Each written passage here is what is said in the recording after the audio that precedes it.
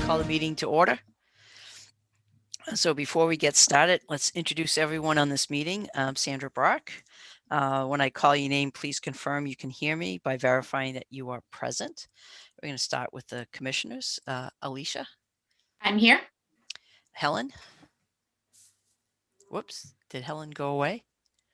It looks like she was having audio issues, so she probably dropped off to try to come back on. Okay, so we'll continue this process and then we'll see if Helen will get back on. John. Present, and I can hear you. Thank you. We'll do the staff. Leah. I'm here and I can hear you. All right, great. And then speakers, if you happen to be on, I will call your name and please just indicate that you can hear us, or you can hear me, and we can hear you. So let me just look at who we have here. So is Jude Gavin here? I'm here. Yep. Hi, Sandra. Okay. All right. Very good. Thank you. Stanley McGriff. Yes, I can hear you fine. Thank you. Thanks. Brian Waterman. I don't think he's on yet, but I do see Bruce Spinney. I'm here. Great. Thank you. Anyone else, Leah, that we should be expecting? All right. Nope. And Helen has rejoined us. Okay. And she's on the phone. I don't think her audio's working because she's not muted, but we can't hear her. Okay. Can she call in also and just do kind of double dip? Yeah, we could do that. I'll find that info and I'll put it in the chat for her. Okay. She may be frozening right now. I think she's also trying to get tech support too via the phone. All right, so I'm going to continue on with kind of the just the opening so that we can keep moving. Okay, this open meeting of the Conservation Commission is being conducted remotely via Zoom, consistent with Governor Baker's executive order of March 12th, 2020, due to the current state of emergency in the Commonwealth due to COVID-19. The order suspends the requirement of open meeting law to have all meetings in a publicly accessible physical location and encourages public bodies to hold meetings remotely with reasonable public access. Access information for the public is provided on the town website. Please note this meeting is being recorded. Please remember to mute your phone or your computer when you're not speaking. As chair, I will introduce each speaker on the agenda. After they conclude their remarks, I will invite each commissioner by name to provide any comments, questions, or motions. After the commissioners have spoken, I will allow public comments, starting with those received in advance of the meeting, followed by real-time comments or questions typed by the participant in the chat feature. Anything typed in the chat feature needs to be addressed to everyone, not any sole individual. Both types of comments and questions will be followed by real-time commission and applicant responses. Finally, each vote taken will be conducted by a roll call vote. Okay.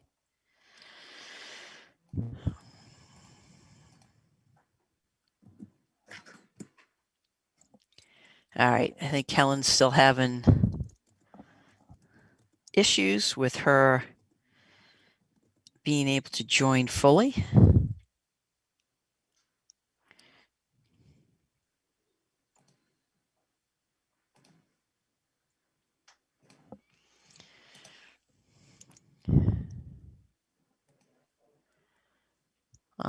Thank you for your patience. It will probably take a couple minutes for us to get up and going.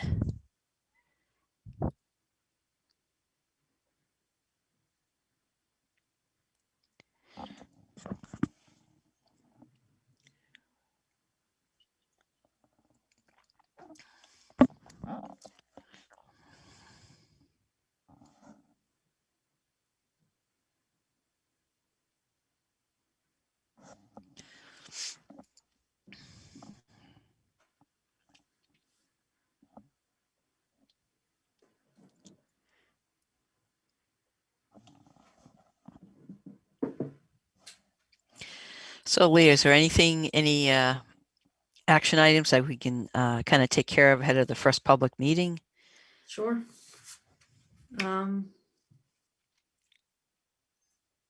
There are no April 6th meeting minutes. That will need to happen next time. So Okay. there's no action to take there. I can update you guys only a little bit on 4 Millennium Drive was the land we were looking to accept as conservation land. Would be a donation. Town council is awaiting the results of the title search. Apparently the file was too big to send electronically, so she's literally waiting for it snail mail to review to make sure the title's clear before we take the vote of recommendations. So there's no action for that one tonight either. Okay. We have a certificate of compliance request for 130 George Hill Road. They never began this work and they are anticipating filing again for it in the near future. So they're looking to close out this old, not relevant anymore filing. Okay. So since we do have a quorum, why don't we go ahead and vote on that just so we can take care of that? So do I have a motion to issue the certificate of compliance based on the fact the project was never actually started? I make a motion to issue the certificate of compliance for the project at 130 George Hill Road. Join with computer audio. Test, test. I don't hear anything. Oh, wait a minute. Oh, yeah, we got you, Helen. Hey, I'm back. There we Sec- go. I'm good. Bye. There we go. You had some tech support there. Yes, thank God. Okay. So Sorry about that. no worries. We were just taking care of some housekeeping things and we were just doing a motion to issue a certificate of compliance on 130 George Hill Road. Leah had explained that this this order of condition, there was never any work on it. So they'd like to close it out because they're going to end up adding, actually resubmitting it. So we were just in the middle of making a motion by Alicia and I was looking for a second. And I don't know, John, if I heard that second from you. Second. And we have a motion and a second. Helen, feel free if you don't want to vote on this because you haven't heard the whole thing, but I just kind of recapped it for you. Okay, I'm fine with it. Okay. Uh, So I'll do the roll call. So Alicia, Yes. John, Yes. Helen, Yes. I am also a yes. The motion carries. Fabulous. Anything else, Leah, for action items? Yeah, way at the bottom of your page, you'll see, didn't know about this one in time for the agenda posting, but I had to issue an emergency certification for 19 Wesson Street. So there's a beaver dam on Tufts property that was causing flooding over on 11 Wesson Street, really getting close to their house. So Tufts is exploring installing a beaver deceiver, aka pond leveling device. In the interim, with when we had rain predicted, and I'm sure that's going to continue with it being spring, they were looking to, I can show you guys a picture. They asked in the meantime to be able to temporarily manually remove this small section of the dam seen here in the red box as needed to let water through, especially when big rainfalls are expected. And then if the beaver rebuilds it, they're going to have to do it a couple times till they get that actual pond leveling device installed and the problem solved for good. So I issued the emergency certification. You guys would need to ratify it if you are in agreement with. So one So- question. This is on Tufts property? Yes, the dam is on Tufts property. It was impacting a neighbor. Okay, I need to recuse myself. Sure. And that's just because we do a lot of work. The company I work for does do a lot of work with Tufts, so I need to recuse myself. So I'm going to hand it off to Alicia. Sorry that you're chewing and I got you right in the middle. But I'm actually just going to take my headphones off and step away. So if you can take care of the motion and address this this emergency certification. And then, yeah, have fun. I'll be around. Sure. Okay, does anyone have any questions or comments about this? John, have you been through the emergency certification process before?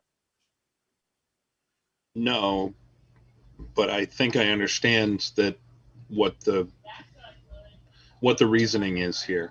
So, Okay, so yeah, basically Leah had to go ahead and give them the okay to move forward with doing this because it was an emergency. Someone's house was gonna have potential flooding.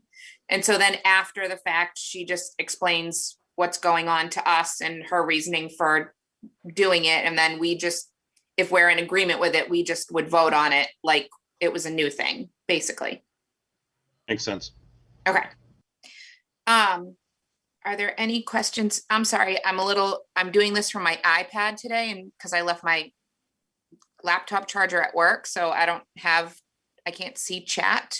So I just want to make sure, Leah, you don't see anything in the chat in terms of questions, right? I do not. Okay. So then in that case, we would just need a motion.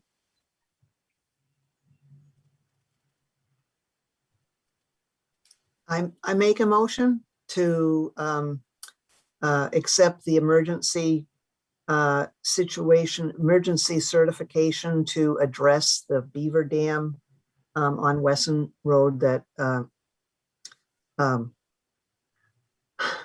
what's the word?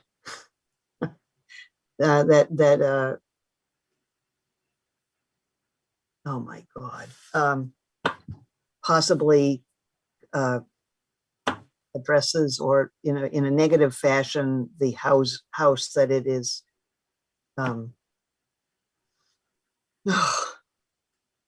We The got you. house. I get what Yeah, you're saying. okay, good. So Helen makes a motion Second. to approve the emergency use that Leah already issued for the beaver dam, to remove a portion of the beaver dam to reduce the potential flooding impact to neighboring properties. And with the plan that in the future they're gonna install an actual pond leveling device or beaver receiver to eliminate this from happening in the future. Is there a second? Second. Second. So Helen motion, John second. All in favor? John, Yes. Helen, Yes. I'm Alicia. I'm also a yes, so the motion passes.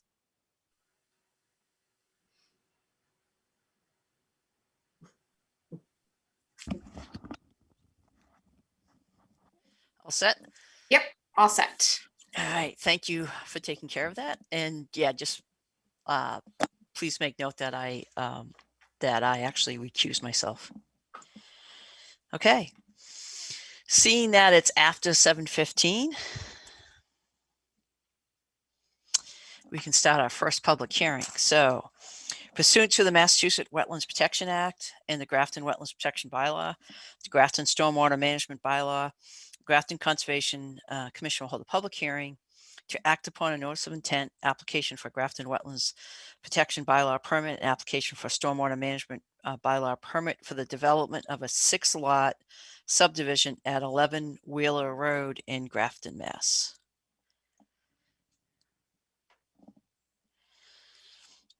Okay, so who is here to speak on that? I'm here, Sandra, I'm Jude Govin from Andrews Engineering. I'm here representing the applicant, Stan McGriff. Thank you. I hope I didn't mangle your name too much. No, Try to that's- get it close. you did. Can you, Leah, just bring up a quick, just general area of this location? Yep. Can I share Yeah. my, I have the Yeah. plans in the USGS map if you want. It's all, oh, I need to be, Yeah, I just want to do a quick, yep, there you go. It's right around the corner from Ickblaw Landing, which would be down front here. okay. All right, so it's on that end. Okay, so no, that's fine. I'm just looking at it. It just where it is in relationship to my house, and it's actually not close. It's the other end, so of Wheeler. So I'm all set. I just want to double check where it was in proximity to. I might be 2 for 2 in recusing and stuff. So, all right. So, please, Jude, go ahead and do your presentation. Do you mind if I share my screen so I can kind of flip to the plans that I want to show? It's not gonna allow you to. I have to do it. Just cue me what sheet you would like. Okay. All right. That's fine too. So this is, I think we just established a location. This is on the corner, this is near the corner of Wheeler Road and 122. It's adjacent to the river. The property does not encompass the river, but the jurisdiction of the Conservation Commission is, there's riverfront and there's wetlands associated with it and some floodplain. It's an 8-acre site with an existing single-family home on it now. We're proposing to come in with a new road. If you go to, here, let's stay right there for a sec. So this you can see on the northern side of this plan, you can see the dark line that represents the riverfront or the bank. And then there's a dashed line that comes in to the south and runs along the property line. That's the wetland line. So the 200-foot riverfront kind of catches a little bit of where our detention basin is going to be. And yep, right over there where the hand is. And then to the northeast, there's some more riverfront over there, but we're not proposing to disturb that area. We're proposing to, we have it sliced off as open space.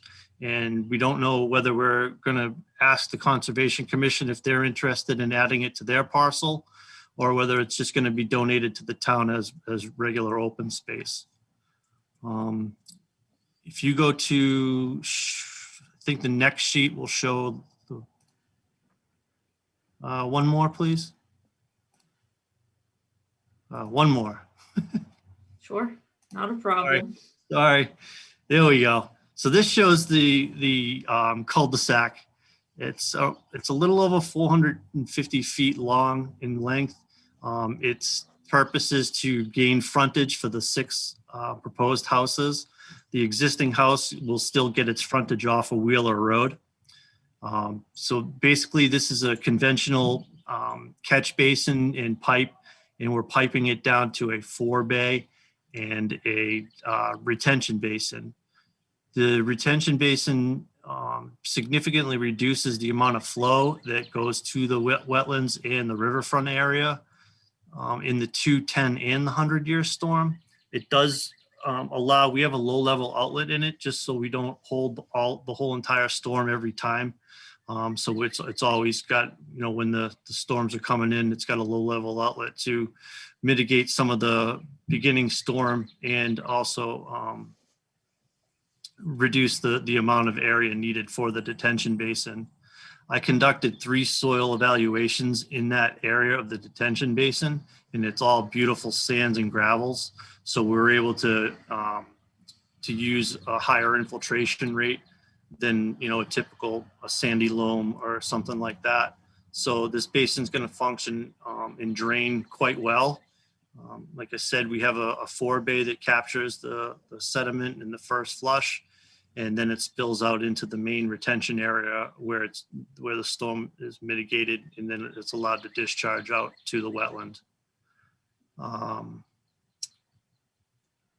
This is going to be served by water, and it's going to be served by sewer and gas. So we don't have any wells, and we don't have any septic systems that are going to be on these sites. One thing to note is because it does have the sands, basically we're reducing the rate that's going to the wetlands in the river during every storm. Well, it's going to get to the wetlands and still feed the wetlands. It's just going to be filtered a little bit better through the sand. We're basically forcing the water to go through the sand to get to the wetlands instead of running overland to the wetland. So all in all, it's an improvement in the regards that we're not making higher infiltration rates during the 210 and 100-year storm. It's all being held. One thing to note too, this is kind of an old farmland area, so the tree line, it's not a significant amount of tree cutting in what's being cut. It's kind of what I refer to as sucker growth. It's not a bunch of mature established trees. There are a few trees within the area, but there aren't a lot of well-established trees. It's a lot of low-lying bushes and shrubs that are in that area.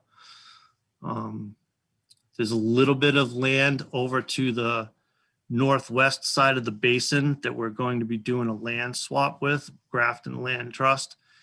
They're going to get a piece that's closer to the river that they can add to their inventory to provide, there's a trail that goes kind of right by that area to the north. And we're asking to swap that even with a little piece of land that's up in the corner of the existing Grafton Land Trust.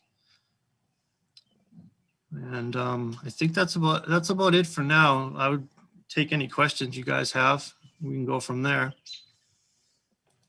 All right, thanks. So I'll go around and I'll call each commissioner by roll call and see if they have any questions. I know I have a couple of small ones, but Alicia, any questions?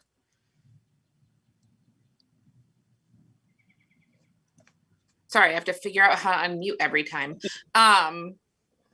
So my only question would be, are you going to be fencing in the backs of these properties to make sure that once the property owners purchase them, they don't take them over, they're not going to start kind of creeping in on the open space or put boulders or something so they can't creep their property line back? Because we do see that fairly often.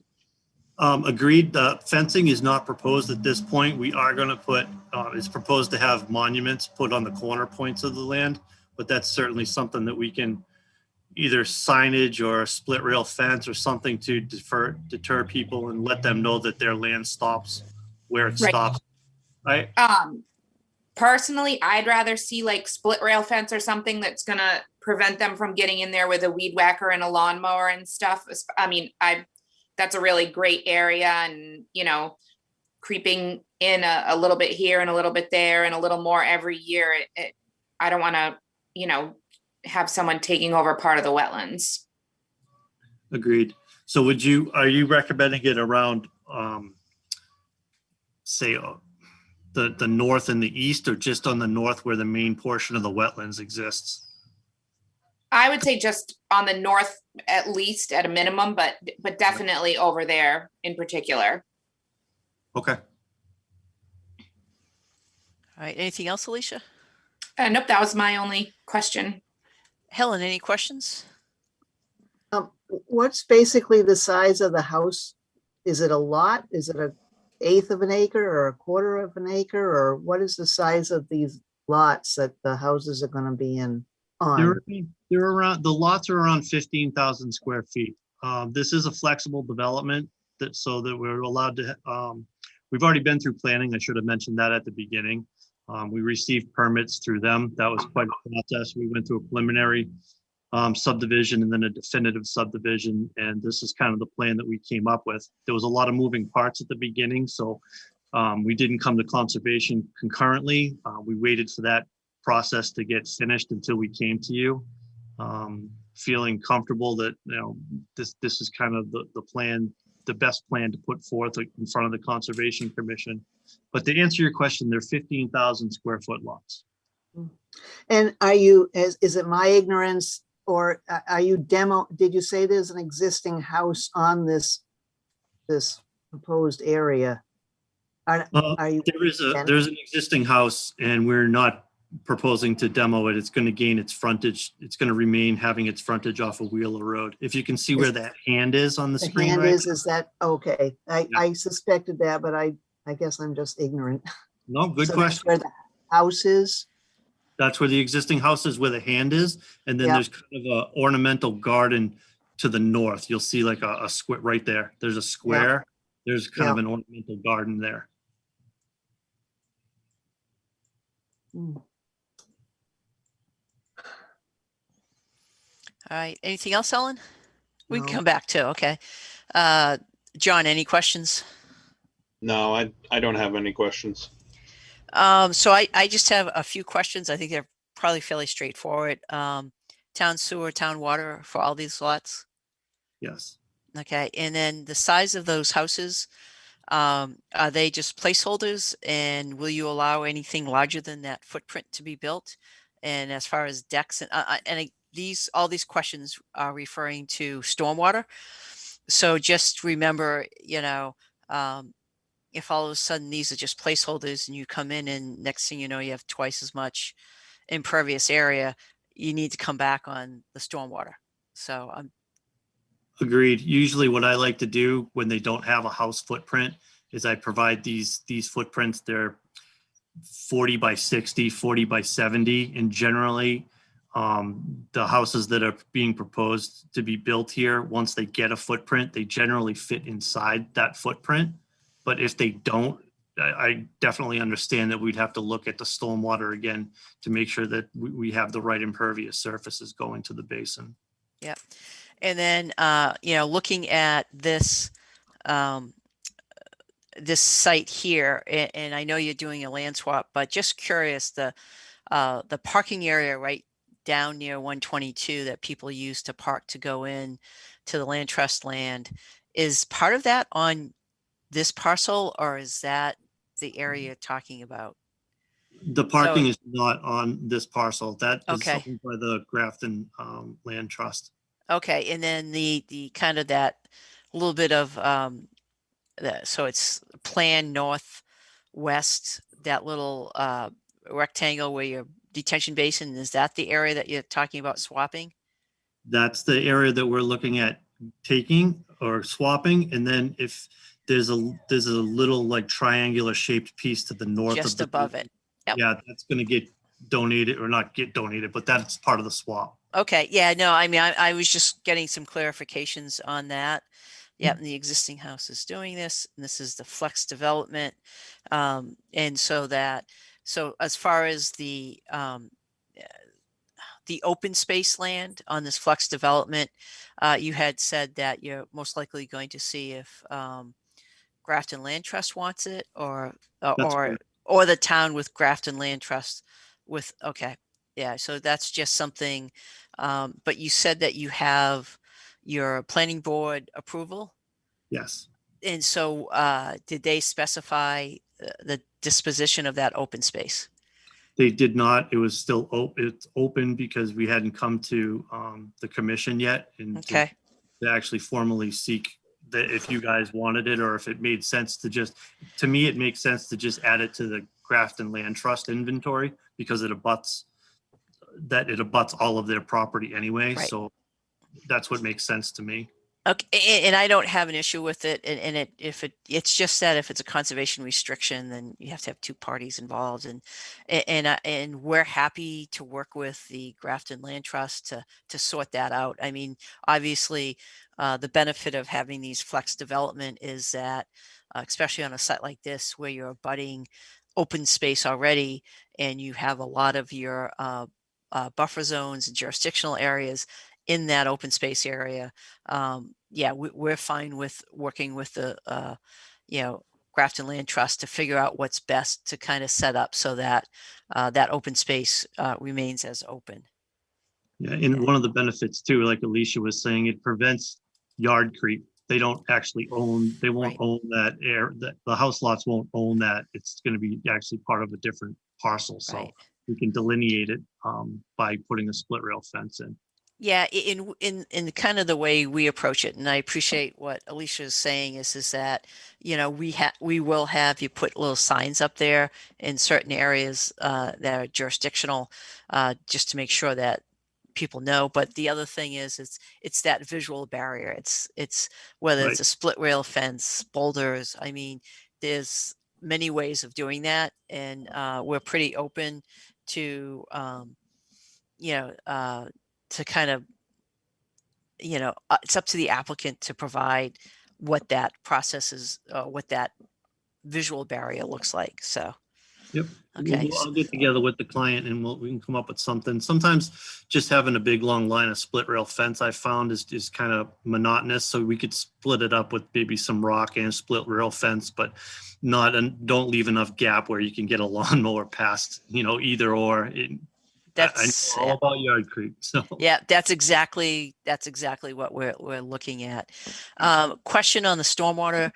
Seems like you have really good soils out there based on your description of your infiltration basin. Are you looking to take your roof runoff and have that going into some sort of dry well infiltration pipe or something, just to decentralize and reduce a little bit of the concentration? And I'm not looking to say you have to accommodate, I don't even care if it's a, the first half inch or the first inch of rain into a small system. That just spreads out your infiltration. It's more of a low impact approach. It could be as simple as, if you do have really good soils, just, making sure that anything from the roof is, goes onto the surface, and make sure there's ample space so that to actually infiltrate in, instead of having some sort of conveyance into the drainage system. Yep, that was considered, that we discussed that with the planning board also. Given that all these houses are tipped basically from the houses to the street. So, and we have such good infiltration capabilities in the basin itself. What we had discussed is, putting these dry well systems in and trying to spread it out is usually a good idea. But in this case, we were a little hesitant to give that control over to the homeowner when we didn't have to, when we could control it in the basin and be controlled all in one area. So that was kind of just the reasoning that we had for not doing that. We certainly could, but like I said, we have the opportunity to put it into the one basin, and it fits, perfectly. We a significant reduction in all storms, so we just decided not to go that route. So just from a sustainable standpoint, and just recharge and diversifying your entry point and reducing any potential mounding. And I'm not even saying you have to put it into a dry well, just so it's not piped. If it hits the ground and it's flowing towards the cul-de-sac, I'm good with that. So it has an opportunity to infiltrate instead of hard piping it. Okay. I mean, the Yeah. backs on the northern side will be a little tough even if it's guttered, just because that's on a slope, those two houses. But for the most part, from all the roof coming off the front is definitely headed through some kind of green area, which Right. it'll be grass heading towards the road. So. Yep. And you have you're basically using a gray system all over the place here. So you have water quality structures as opposed to any kind of bioretention or anything else. Correct. Okay, so again, our local bylaw plus the state does require you to look at low impact development design. Infiltration's okay, but it's a centralized infiltration as opposed to decentralized. So I don't want to reinvent the wheel, since you have your approval of the planning board, but I think there's some really minor things that you can do if you have really good soils. And that's having as much surface flow as you can, and having as little piped water as you can. So Yeah. roadway is one thing. I'm not going to say anything about that, but anything off the roadway would benefit from contact to existing grade. So Usually I would agree with that, given these are part of the flexible development, so they're small 15,000 square foot lots. So there isn't cumulatively, it's not a large area that we're trying to decentralize. If we're looking at out of the 8 acres, we're probably disturbing 4 to 5 acres that's going to this one basin. So we could definitely look at something like that. We thought that given that it was so small and of an area, it wasn't a large subdivision. Well, we get to this point in our kind of mixed use, mixed design history as civil engineers, where it's the incremental increases that create the issues. And so for me, it's the more we can decentralize, the more we have opportunities to get the water in the ground for the distance for filtration. So to me, it's kind of good design. And I don't want to make a too big a deal of this because we're not talking about this major thing. It's like, Right. so let's keep it into the perspective that it needs to be. And, it's relatively clean roof runoff that you could get to have contact with the ground or some other thing as opposed to directly piping it into a concentrated system. That's kind of what my take on it. And that's something that is in the DEP requirements, also in our local requirements. And by the way, as of, in a few months, DEP is going to require LID, and it's no longer going to be this more of a to the extent practical because the changes are coming in the stormwater manual. So just a heads up on that. A couple other things just to the comments on, let me see here. Just a couple other little comments. I think, Leah, did you already let Jude note about the comments that you had about the minor kind of form Yeah. things? Okay. Yep, the first 4 bullet points have been emailed to them. We're just awaiting those small revisions. Okay. And I've read all that, and I'm just waiting for the first meeting, and then I'll do a cleanup on everything and adjust all that stuff. and we're still waiting for the peer review and no DEP number yet, right? I Correct. didn't check today, but That's okay. All right. So I am going to, at this point, just let anyone who's who's attending in the public, if you do have any comments or questions on this project, if you could please use the chat feature as we're going to kind of continue next steps. But if you do have questions on this particular project, please just go to all panelists and go ahead and add your question into the text chat box. Okay, so once around again, any other questions from the commission? Nope. Okay, and yeah, I mean, obviously, the flex, the flex approach to the, to the subdivision, obviously, is one that we prefer. I mean, it ends up with more of that. Other than that, do you have any questions for us? I think we just have to, you have to respond to some of these, questions that Leah sent to you and look at what the peer review is and DEP number and any comments that we have for that. Would you like to continue this? yes, please. Okay. So seeing that now that I've babbled on, see there's no chat and no questions from the public. Do I have a motion to continue this hearing? What's our next meeting, Leah? The next one is May 4th. Okay. Do I have a motion to continue this hearing to May 4th? I make a motion to continue the hearing for 11 Wheeler Road to the May 4th meeting. Do I have a second? I second it. We have a motion and a second. I will do a roll call. Alicia, Yes. Helen, Yes. John, Yes. and I am also a yes. So we'll see you in May and good luck. So thank you. Thank you very much. Thanks for your time. All right. Let's see here. Let's go back to this. So we have a couple of continuances. So I will start the next one. And I'm just going to go in order unless, Leah, there's any reason not to. No, go for it. Pursuant to the Massachusetts Wetlands Protection Act, Grafton Wetlands Protection Bylaw, Grafton Stormwater Management Bylaw, Conservation Commission will hold a public hearing to act upon a notice of intent, an application for Grafton Wetlands Protection Bylaw permit, and an application for Stormwater Management Bylaw permit for property redevelopment construction at 130 and 134 Worcester Street. Let me know who's going to be speaking on this, and please go ahead. Is that you, Bruce, or is that Brian? Brian, I don't see me on the panel. Well, can you hear me? We can hear you, we just can't see you.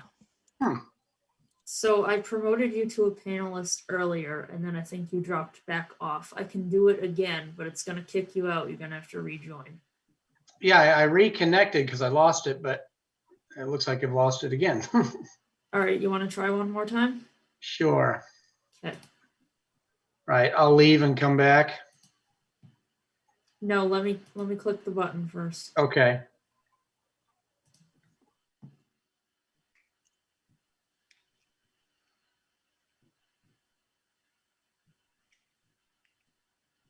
Yep. There There we we go. go. Thank you. Yep. Good evening, everyone. Oops. There we go. So this is the continuation for 130, 134 Grafton Street from our initial NOI hearing on April 6th.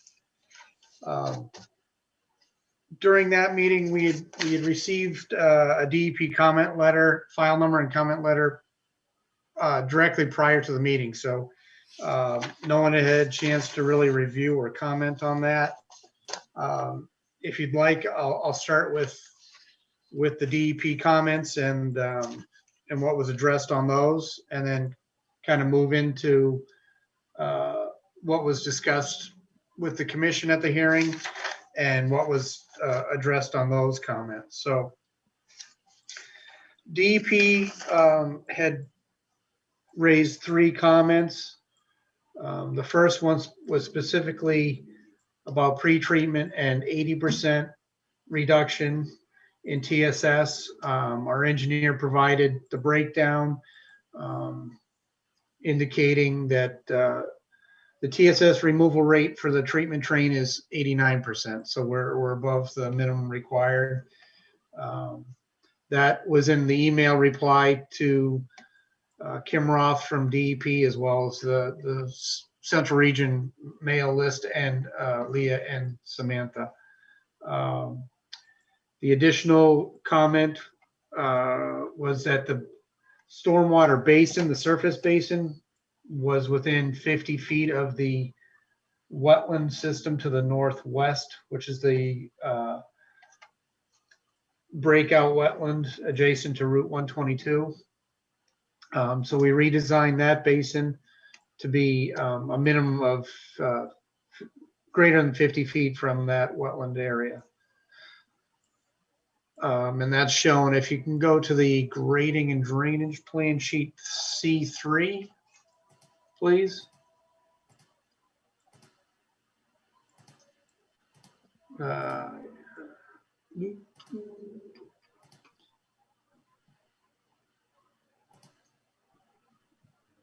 Sorry, it's changing sizes on me. One Yeah, it second. does that to my, there you go. That's Sorry frustrating. about that.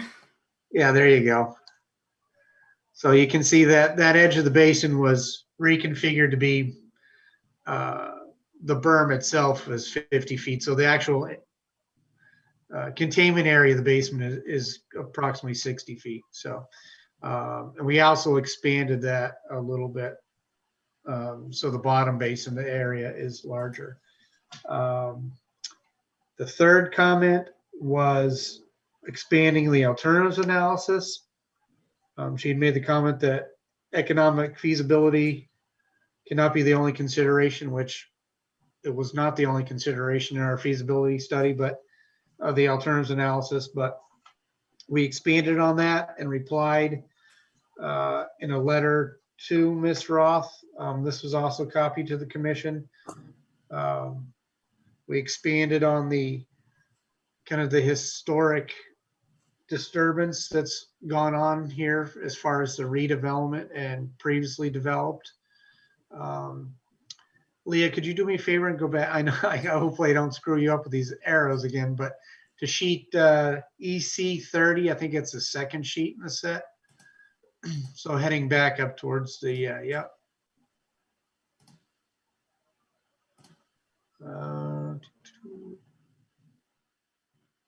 Actually, if you drag your arrow down, right where your arrow is pointing, you'll see it says 308 feet center line by original location of the Quinsigamond River. So that that heavy dark line there, you can see the label kind of following it in the middle. If you, yeah, you can see center line of Quinsigamond River. So that's where the original river location was prior to the Mass Pike. So you can see the entire riverfront from zero to the street had been historically altered significantly on this property. The culvert under the Mass Pike conveying the river is approximately 100 to 200 feet to the north. And you can see where our river label is. So you can see the historic change that was done to the river on this property by the Mass Pike. So we also submitted additional soils data indicating some of the historic fill, lack of topsoil, some of the other materials that were found within the soils. We also did, the property search within town. No other properties existed which would support this project use, as well as it being economically infeasible. Let's see. As it is, we only looked at we only took credit for the disturbed area out to the kind of the top of the ridge there, which is 16,000 square feet, where, we didn't even take into account all the other disturbance. So, and between the new paving plus the restoration area of riverfront that we're doing, regardless of the disturbance, we're still under the 10%, which is 10% is 8,500 square feet of the existing riverfront. So I think we've met the performance standard for work within, redeveloped and previously developed riverfront area, which I know was not only a DEP question, but I believe Chairman Brock brought that up as well. So I think we've addressed the DEP comments, which also addressed, one or two of the comments that came up during the conservation meeting. I believe, did you get the color rendering I sent today in time No, to I get haven't. that loaded? I haven't saved that file, no. Okay. If you could scroll back down to sheet 3, the grading and drainage, please.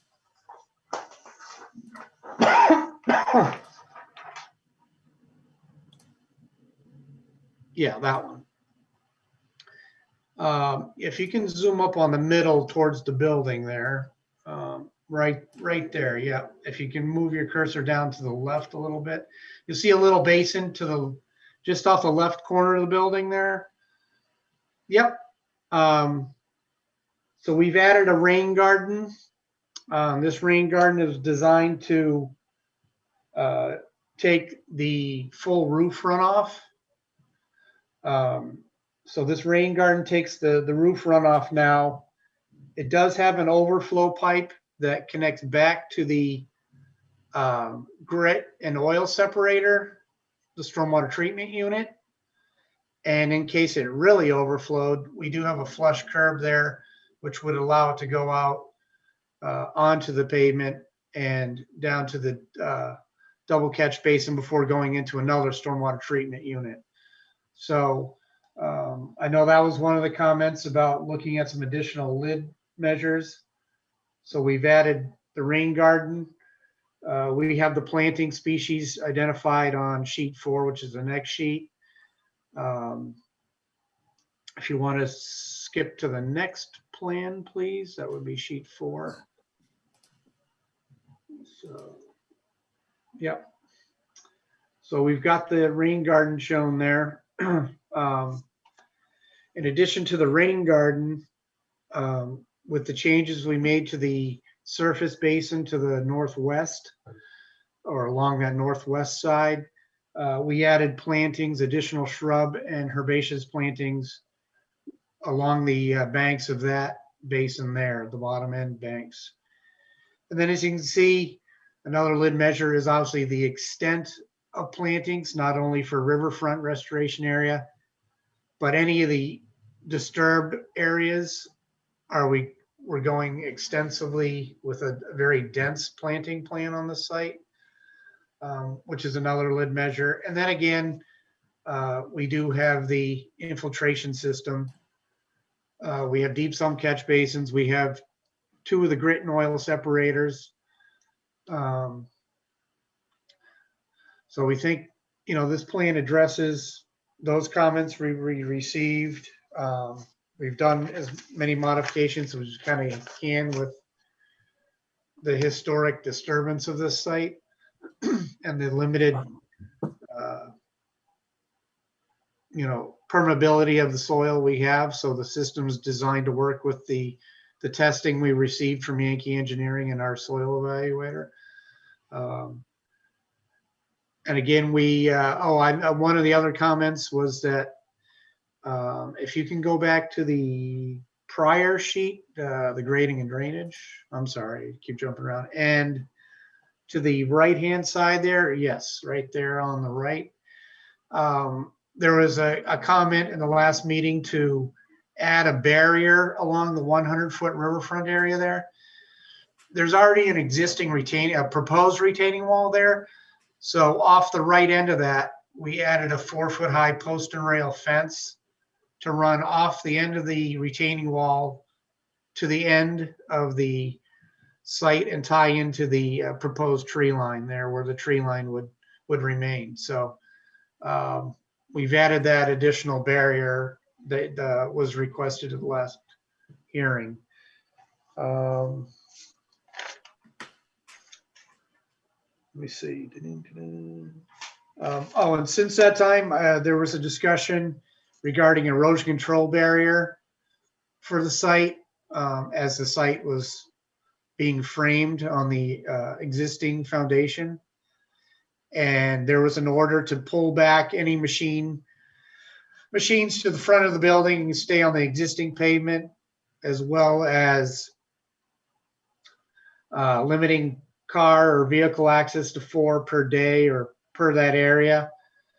And there was permission given to go ahead and get the erosion control barrier in, which our survey crew had staked in the field. Mr. Spinney informed me that erosion control barrier has been put in. It followed the existing survey stake locations we have, which match, exactly what's on the plan. So those barriers are in. So, and I believe he's, part of that was they wanted to get things tightened up in the front portion of the building to store materials out of the weather, which turned out to be pretty well with the rain and snowfall event we had. So I think that brings us up to date where we left off, and I'll turn it back to the commission.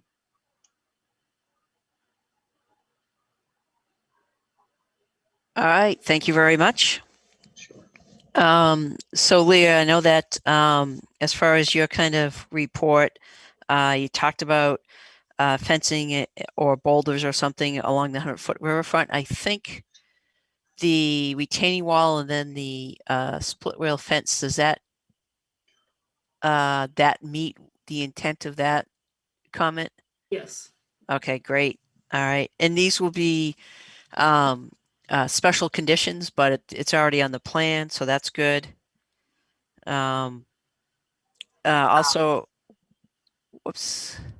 the signage at the 100-foot riverfront.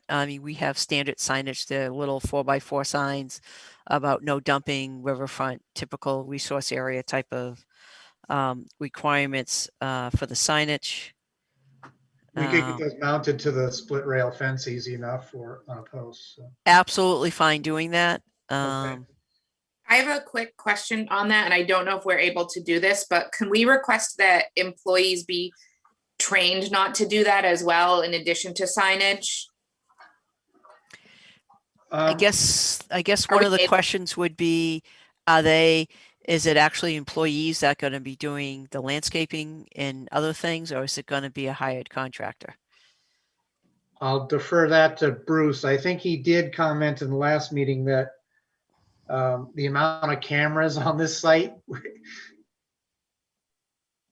people to do much, but I'll defer to Bruce on that. Yeah, the property management will be separately handled. So Okay. we'll make sure our guidelines and our specifications, it's really, if you go on the other side of that, it's a pretty steep grade. So I wouldn't imagine anybody would go to the other side anyways. And it should be a 3 foot or 4 foot wide concrete retaining wall as well. So there Okay. won't be anything to mow or to get back there to, and we're gonna be bricks back there, Okay. and everything is covered by camera coverage and security. Yeah, my concern was just more with like dumping stuff back there or throwing stuff back there than creeping and mowing, but Yep. Yeah, there'll be no access after dark either. So when we're not there, the site is closed down. okay. Okay, and then a couple of the other special conditions is basically about further alteration within the restoration and mitigation areas, and this is right out of the Wetlands Protection Act. These would be conditions. I mean, basically, it's just setting the fact that whatever you have disturbance in the riverfront, that's it. You can't do any more type of thing. Pretty standard. Are there any other kind of conditions or questions that you think we should be considering for this project? So I'll just go around to each of the members. So John, any further kind of questions or comments for conditions? No, I think they've hit on everything that I was interested in, and the report does spell out a lot of this as well. So All right, I great, don't thanks. have questions. All right, thank you. Helen, anything else as far as this site goes? Any potential conditions? Oh, it seems quite thoroughly addressed. All right, thank you. And Alicia, anything else? Nope, nothing additional. Okay, and this is where I'll put it out to the public. If you are listening in on this and you'd like to have a question or make a comment on this project, please type it in the chat feature and make sure it's to all participants or panelists. And I will kind of talk a little bit more. Leah, any other kind of special conditions? And just as one of your questions about LID, so thank you for taking the time and looking at potential low impact and adding some low impact design to this this design. So thank you on that one. Thank you. Anything else, Leah? Did I miss anything? Nope, you've covered it all. Okay. Anything from the applicant? Anything left to say? Otherwise, we're just going to be taking a vote. No, I think it's a good project, and it's been nice, working with you guys and working out, the questions we had and concerns and coming up with a plan that I think is a good plan for the site. Yep. No, and again, as you're taking a site that has been neglected, to be kind, Yeah. and you're doing a lot of work, and hopefully the end result is protecting the resource areas, which is really our purview, and that's what we're interested in. So I think from the top of that ridge down is going to stay undisturbed, now for good. So. all right, sounds good. So having all said that, and there's no questions or comments from the public, do I have someone who would like to make a motion to close the hearing and issue an order of conditions with the special conditions that we just discussed? Sure. I'll make a motion to close this hearing and to issue an order of conditions with each of the conditions that we just discussed. Do you need me to go through them, or is that good? Leah? I think that's pretty good. We'll have Okay. it. Leah will have it. I mean, that's really the key thing. Okay. So, so we have a motion. Do we have a second? I second that. We have a motion and second. I'll do a quick roll call for the vote. Alicia, Yes. Helen, Yes. John. Yes. I am also a yes, so therefore the motion carries. good luck. And if you have any other questions, you can be in touch with Leah about the timing of getting the actual order of conditions. Okay, So, thank you very much. all Thank right, you. good luck. All right, thank you. I know. All right. So back to the next one, which is continuance, but I'll read it in. Pursuant to the Massachusetts Wetlands Protection Act, the Grafton Wetlands Protection Bylaw, Grafton Stormwater Management Bylaw, Grafton Conservation Commission will hold a public hearing to act upon a notice of intent. Application for Grafton Wetlands Protection Bylaw permit, application for Stormwater Management Bylaw permit for property. I'm just reading the same thing over again, am I? No. Property redevelopment for construction, residential, and retail building at 8 and 100 Pine Street in Grafton. The applicant has requested a continuance to May 4th. Do I have a motion? I make a motion to continue the hearing for 8 Pine Street to the May 4th meeting. Do I have a second? I second it. Great. Roll call. I'm going to reverse it since folks left. So John, Yes. Alicia, Yes. Helen, Yes. I am also a yes. And the public hearing has been continued. Anything left, Leah? Just a few tidbits. Okay. I had listed as a discussion item the Hassanamessett Woods trailblazing that we approved last time. Yep. Because Dawn wanted to come back and discuss some details. She's not in attendance, so there's no action there tonight. Okay.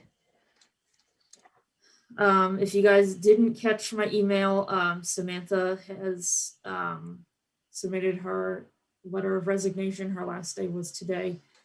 So we will be posting for a new conservation assistant as soon as possible. That's too bad. Hopefully she's going someplace else to a larger role or. Yeah, she's going with the state. So I wish her well, and I wish her Very well good. on behalf of all you guys as well. Thank you very much. Appreciate that. Yeah. The last thing I had, and this is almost a question for Helen, is the mowing situation. So to give a little context for you guys, we used to have in our conservation land maintenance line item of the budget enough funds that we would hire 2 guys who would do the mowing of fields and trails periodically for us on 4 of our properties. We have since gone to town meeting and asked for the funds in conjunction with DPW to purchase a brush hog so that the DPW crew can do that mowing for us and other things they will use the machine for themselves. So it will all be in-house going forward. We got a phone call from someone who knows one of our mowers. And he told us that the mower had gone out and done some additional mowing this spring and was looking for permission to do even more. That mowing that occurred this spring was not authorized by our office. I guess there's now an invoice for it.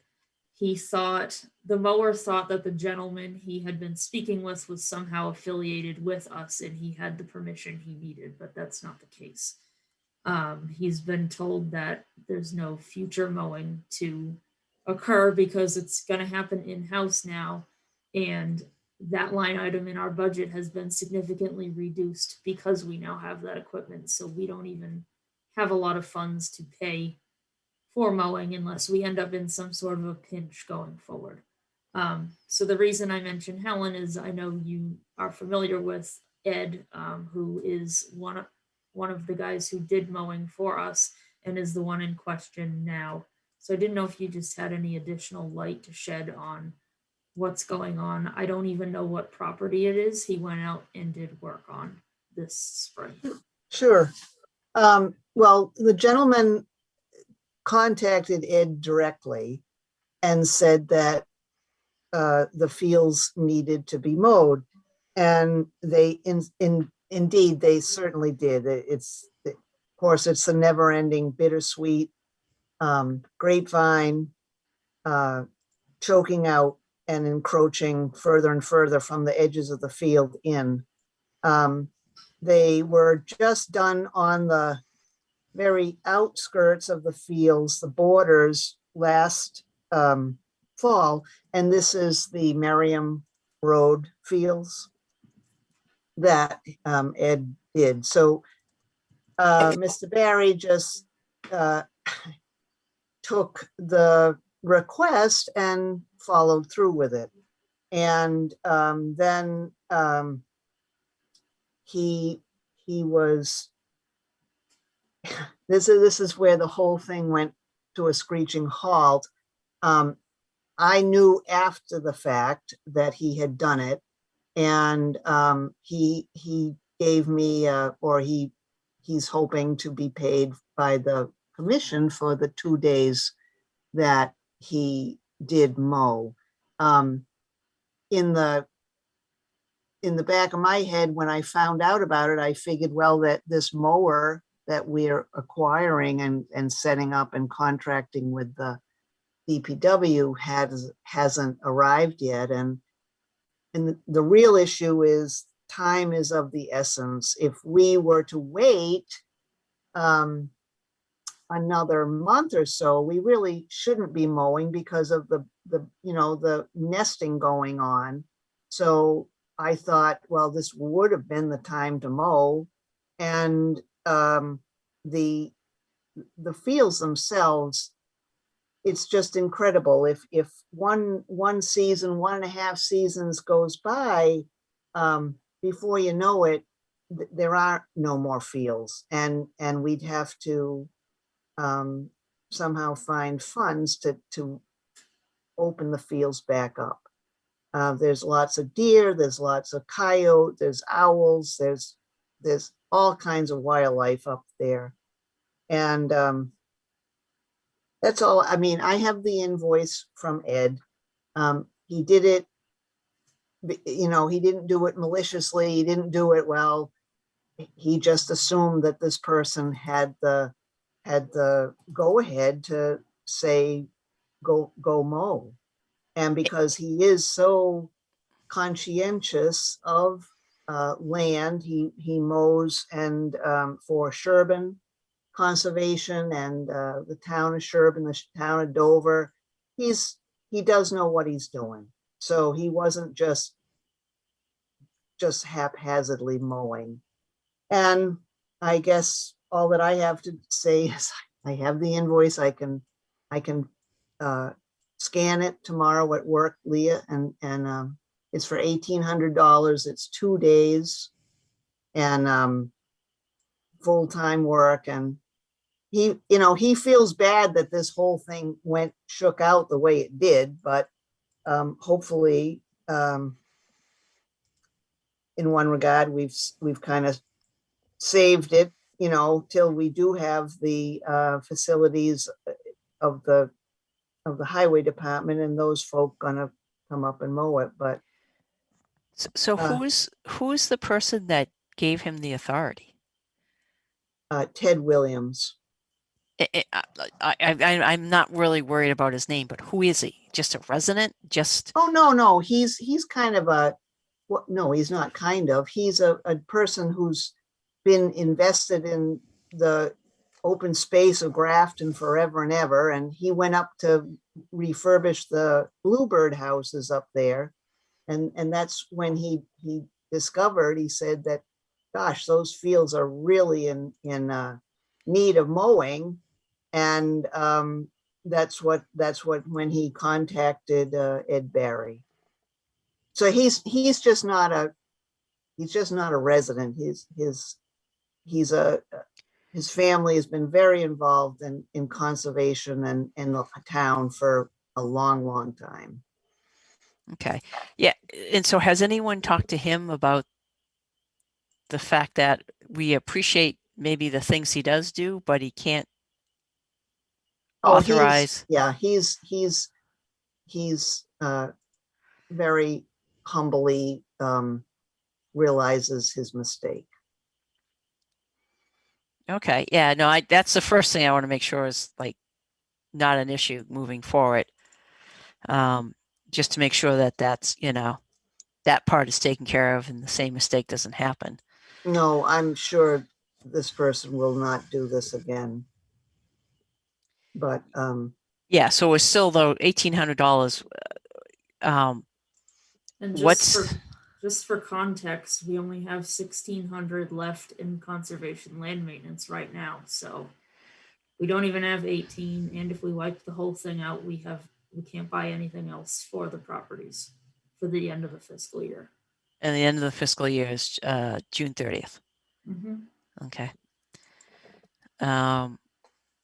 Okay, so we can't, I mean, just based the way towns are set up, is we can't go beyond. So is there any other funds and anything else that we could, I guess before I go there, what's kind of the feeling from the commissioners about this mowing? So Alicia?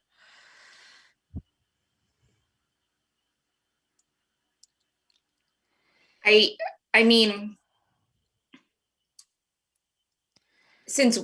I see it from both sides. So since we didn't request it and we don't have the funding for it, whether it was needed or not, it's not something that we would have done. Regardless of, we wouldn't have requested this, correct? Without the funding for it? From my perspective, that's correct. The brush hog has arrived a couple weeks ago. I've been working with DPW to start setting up a schedule for what they're gonna do. I'm aware we're behind on a couple of properties, and I know we gotta keep on top of it, and it's important. I have many dates in my calendar that come up to start planning mowing in the spring and in the fall. So I know it's a battle, but I'm trying to keep on top of it with what resources we have. No, right. So what I'm saying is,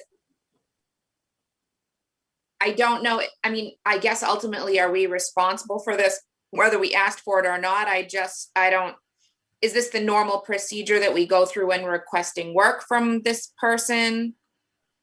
Normally we would have talked to Ed ourselves. There wouldn't have been Ted Williams involved. We would have requested, can you quote mowing at this property for these fields? We would have got the quote. We would have made sure we could afford his quote for 2 properties and the other gentleman's quote for the other 2 properties, and then authorized what we could afford, and then got the invoice and paid it. So, not that, Helen, I'm sure this guy's, I know he's your friend and I know he's been doing it a long time, but he also it was completely different than the normal procedure that he's always been going through to do work for the Conservation Commission, correct? well, that part I don't know. Yes, I do know Ed Barry well, but I'm not really in that loop. I mean, we're not that close. He does work for me around my farm here, but he also, when he goes up, I don't know that he's contacted the commission. I really am out of that loop, to say, well, the commission has asked me to go up and do this or that. I just say fine, From the business side of things, I'm just looking at it as, some random person who is not on the Conservation Commission went and asked him to do something. It didn't follow the normal procedure that it's always gone through when he's done work for us. So shouldn't that have made a red flag on, and then we're getting this bill, which is understood. Well, to just to throw this into this mix too, Miss Ted Williams was a part of the whole mowing, as I understand it, in some time ago. He was a part of the mowing committee, I guess, when David Nicholson was mowing the fields, and kind of, was in communication with David Nicholson when he would mow. And so Ted Williams didn't do it just because he felt it. He had the concerns for the conditions of the fields themselves. It was kind of one of these, I think, situations where he voices opinion perhaps before he followed it through, and for the benefit of the property, he voiced his concerns about, you got to go up there and mow. And it was, I mean, I kind of see both sides of the coin too, but if we don't somehow either, I just hope this whole thing with the highway department follows through with, then they can do it. Not that they will sit on their hands, it's just that they can do it. And they'll have the resources and the manpower to go up and do it, because if a brush hog will only do a certain criteria of work, and if we don't keep after this, it will truly go back to woods in just a matter of, you know, a year and a half. I mean, woods where you'd have to cut down trees with chainsaws, you'd have to go in there with you know, incredible weed whacking machinery that can take on the encroachment of all this invasive stuff that's up there. So I guess one question, Leah, is that what is the threshold? I mean, typically we get multiple estimates to do this work. What's the threshold that we have to get an estimate for? Is it a lot higher? Hold on, I'm looking. I just want to make sure we're not that we're following kind of the due process. I believe it's I believe when you're required to get 3 quotes, I believe is over 5,000. Okay. Normally, I just contact the 2 gentlemen who did mowing for us in the past, and I split up the properties. There's 4 properties, there's 2 guys. I ask them to quote 2 each, and then I, you know, work the numbers however it works out that year. Gotcha. The reason I get a quote from them is for planning purposes, not for like procurement. That's over the 5,000. Gotcha. I just Yep. look at it that if someone, you know, if I did work for you, Sandy, and every single time you called me and I provided you with a quote and you issued me a purchase order or whatever, we had a very standard procedure, then your neighbor calls me and says, hey, her grass is, you know, I'm her neighbor. Have you spoke to me before? Can you come out and mow her grass? But we've always done it as business a different way.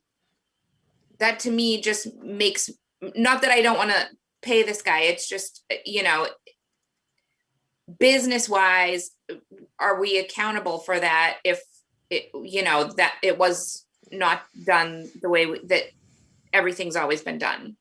Right.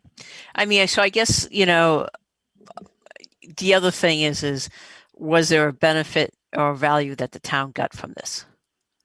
it sure was. And The fields are mowed. You know, we can go up there and walk on them. I don't know, you know, at the end of the day, at the end of this day, a mistake got made, however we want to look at it.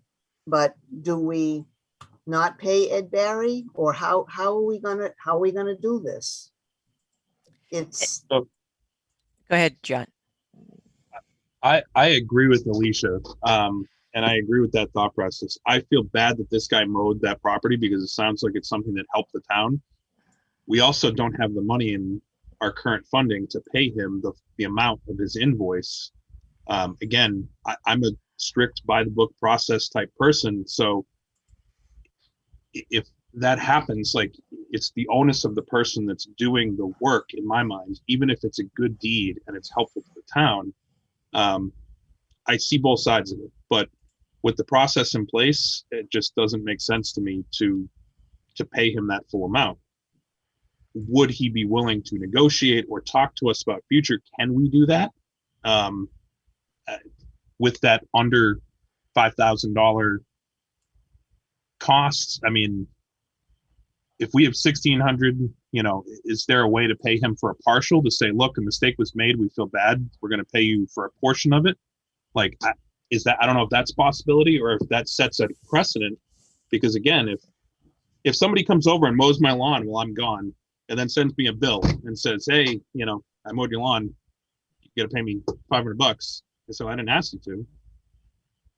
I don't know where that stands in, small town back and forth there. It just doesn't, it sets a precedent, unfortunately, because then someone's going to go out and start weed whacking on one of our trails and say, I helped the town.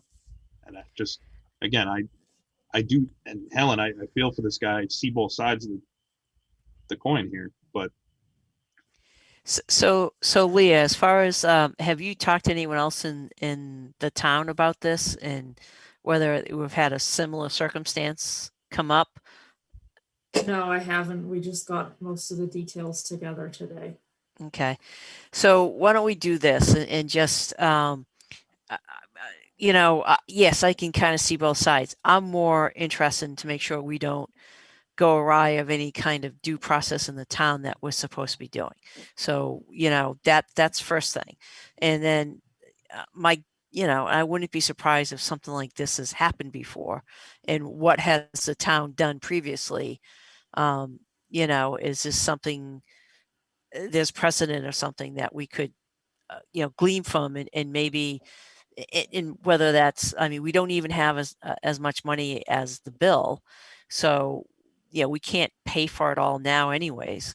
But I want to make sure we're sticking to kind of the process and I guess I would reach out to, the town administrator's, town manager's office, Okay. just because, we want to make sure, I don't want to stiff the guy. And if there was a benefit, but then again, it's outside of the normal process. So I don't want to just say, we'll pay it in full. I mean, how does that $1,800 compare to what he did last year? Is it the same amount? Is it different? Is it, I don't know. So He did, last year, he mowed in the fall, the perimeters of all the fields. Yep. And that was half of this.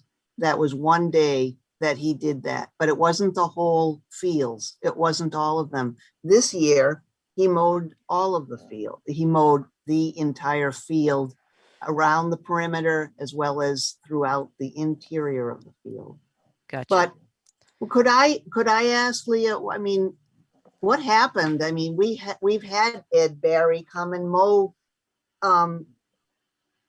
in several different areas, and now all of a sudden we don't have this kind of finance in the budget. Once we Is that- got town meeting funding Oh, in a warrant article to buy the brush hog, this line item was then cut the next budget cycle to be significantly lower because we have the equipment now. and do you feel comfortable calling upon the highway department and say, you got to get up there and I've already been walking properties with the DPW director and showing him where the fields are, showing him Great. perimeters, where trails are. It's just a matter of starting to schedule items. Typically in the past, we do trail mowing, whether it's a trail that meanders through a field or a trail that walks the perimeter of a field. We typically do trails early June, and we do entire fields very, very late fall to be after the birds have left. Yeah. And those are the two cycles we have. Yeah.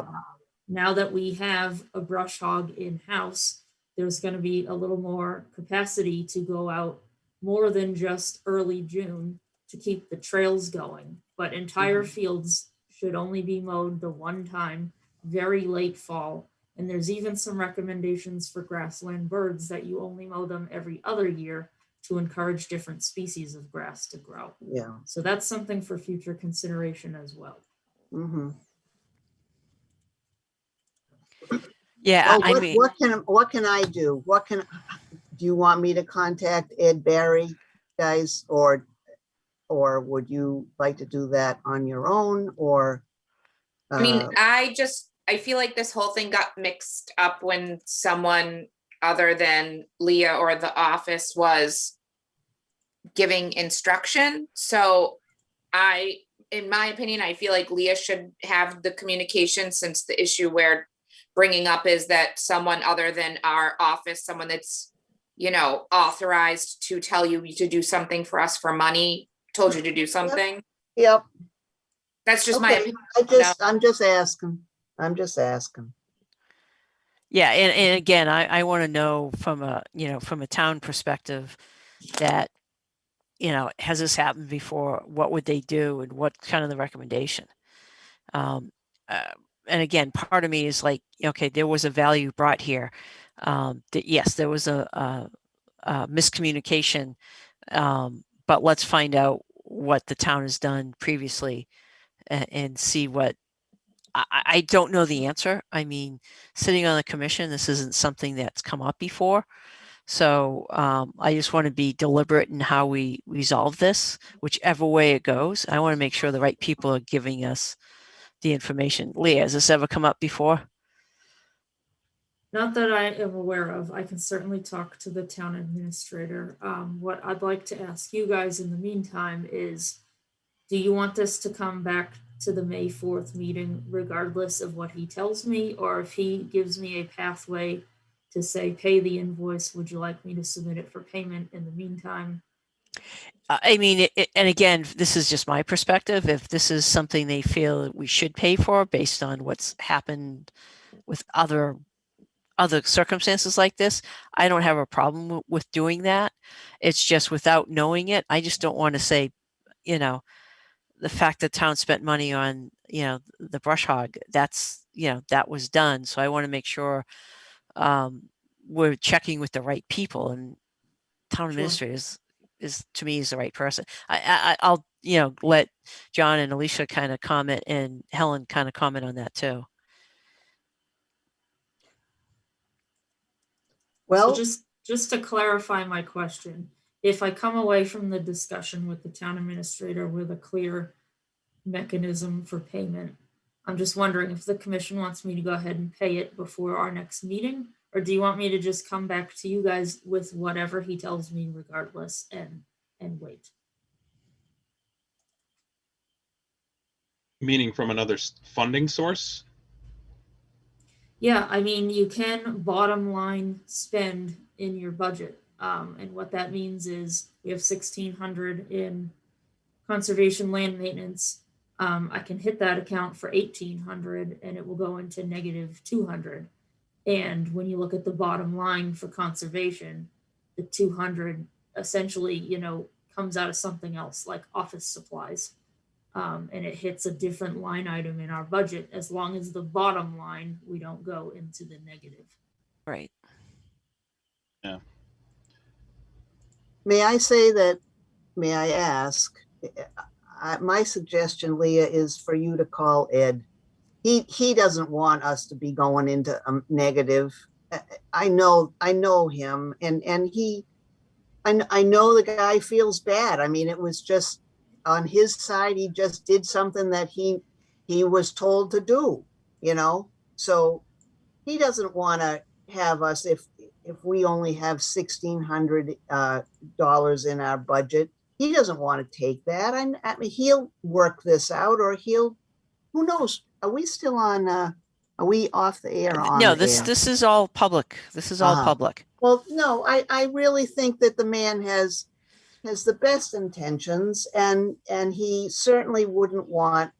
I think it's worthy of a conversation with Mr. Barry, Leah, before you go in and try to solve the issue within the town I mean, I'm just suggesting that you call Ed. And what is that conversation gonna lead to? Maybe he'll say, just pay me for one day. Maybe he'll say, we'll work something out, or I don't know what he'll say. I don't have a problem with that. And again, to me, it's all about following the rules, of how we're supposed to pay bills. And this is just unusual. Isn't this, I mean, when a mistake gets made, aren't we allowed to fix the mistake? You know, and to say, okay, well, I mean, if I did something for somebody and all of a sudden there was not enough money and there was all this mix up and misunderstanding, I would be like, well, geez, okay, so how do we work this out? You know, how does everybody leave the table happy? Right. I'm just So from go ahead, Alicia. a business perspective though, like where the town is a business with a budget and we require services from people and we have a process for that. I'm assuming this man is a business himself because people pay him to do things like clear their yards and mow paths. So not person to person, but business to business, this sort of stuff is not necessarily as little of a deal as it would be if like you did something for me and you know, we could work it out between the two of us. And I think the Well, I think the added part of that is we're a municipality, and the money we spend is not our own money. It's you know, the citizens of Grafton who pays taxes. So we have to do the right thing in how we expend that money. And again, on the flip side, we also, you know, received value from this effort. So it's not a clear cut, like, you know, but I don't want to trip up on any kind of potential issues being a basically a public entity, that we want to make sure we follow the rules. Well, I'm just suggesting have a conversation, you know. Mistakes get made all the time in business, whether and it has to get resolved. So I'm just saying, perhaps you might want to just give Ed Barry a call, Leah. But if you guys, you know, because I do think that it can be resolved.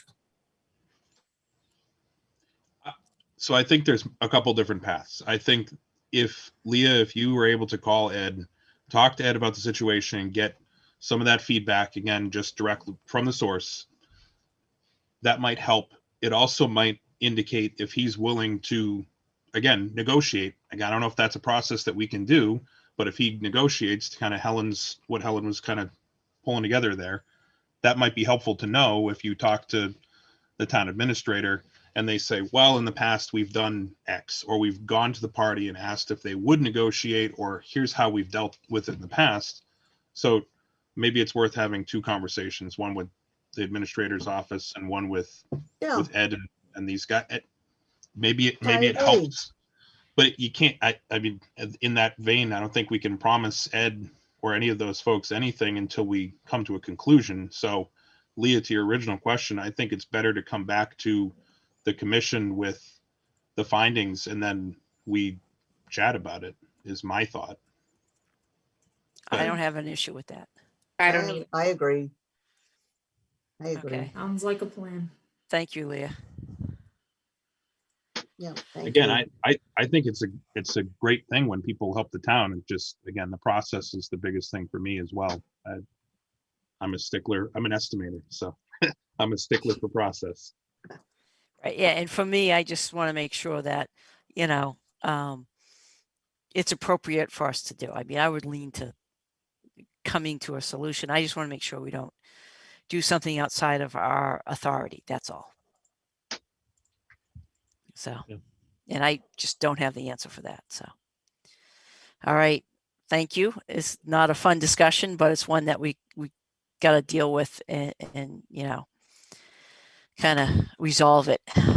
So it may, in the same vein, and again, I don't think this happens often, but I don't know how you remind our vendors and the people that help and get paid for things. Maybe we have a list of people that we paid invoices to in the past 5 years. And we say, hey, by the way, this is something that just came up.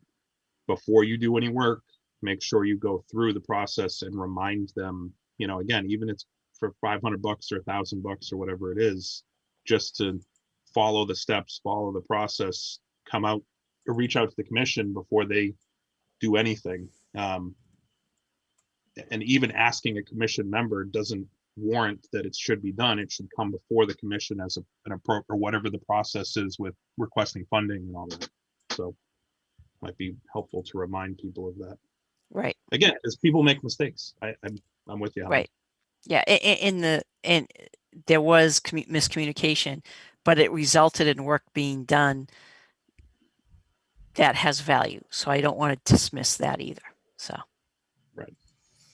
But okay. So I think we have kind of, a process. And if you have any questions, Leah, feel free to reach out. Nope, I'm all set on that. Okay. And that's Thank all you. I have. All right. So we have one piece of business left to do. I make a motion to adjourn the meeting. Second. Roll call. Alicia, Yes. John, Yes. Helen. Yes. All right. I'm also a yes. Motion carries. So Excellent. see everyone in May.